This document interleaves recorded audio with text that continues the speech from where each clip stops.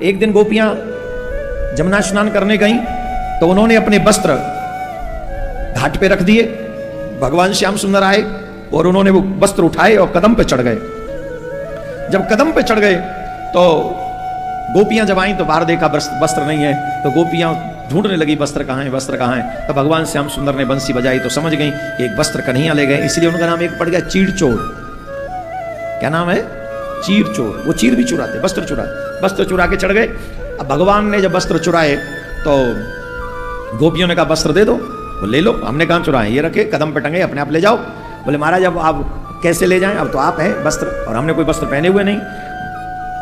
भगवान बोले बिना वस्त्र पहने हुए गई भी तो थी जमुना जी में। अरे महाराज तब आप नहीं थे। बोले यही तो तुम्हारा भ्रम है, हम कहां नहीं थे, हम कब नहीं थे।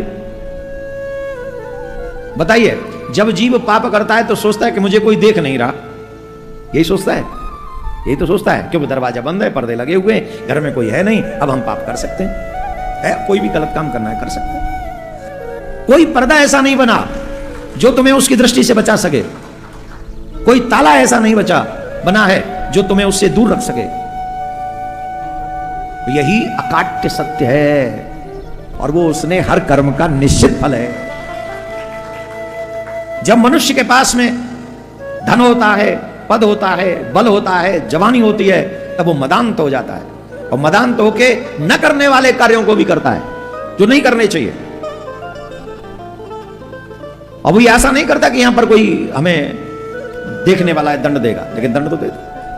परमात्मा के दंड से कोई नहीं बच सकता, कोई बचा नहीं। कहा महाराज तब आप नहीं थे। भगवान बोले हम कब नहीं थे, हम तो हमेशा थे, हम तो सदा ही रहते हैं। आओ वस्त्र ले लो। ब्रज की गोपी बाहर आती हैं, वस्त्र धारण करती हैं। यहां पर एक चीज जरूर समझ लीजिए, अवश्य बोल दें, कभी भी स्नान बिना वस्त्र के नहीं करना चाहिए। Don't take a bath without clothes, it's a सिन।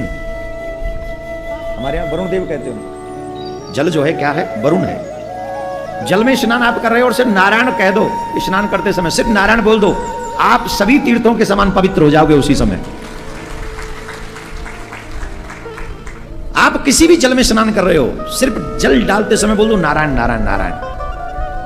इस ब्रह्मांड में जितने भी तीर्थ हैं, जितना तुम्हें शुद्ध कर सकते, पवित्र कर सकते, उतना जल डालते समय जब नारायण बोलोगे उतना ही पवित्र हो जाओगे।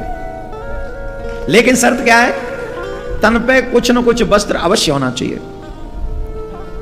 विश्राम भी करें तो विदाउट वस्त्र न करें, एक वस्त्र जरूर हो।